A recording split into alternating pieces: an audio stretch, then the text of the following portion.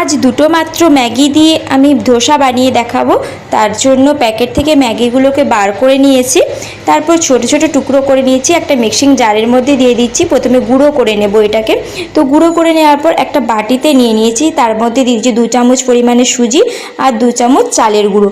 এরপরে একে একে মিশিয়ে দিচ্ছি পেঁয়াজ কুচি, কাঁচা লঙ্কা কুচি আর টমেটো কুচি, আর দিয়ে দিলাম সবশেষে ম্যাগির মশলা। তো ম্যাগির মশলা দেওয়ার পরে ভালোভাবে মিশিয়ে নেব। তারপরে পরিমাণ মতো জল দিয়ে একটা ব্যাটার তৈরি করে নেব।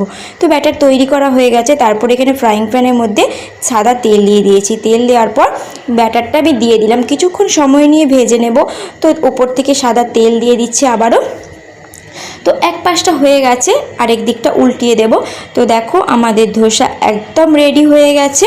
তো এখন আমি দেখো ফোল্ড হয়ে গেছে কি সুন্দর। এখন আমি টমেটো সস দিয়ে সার্ভ করে দিলাম।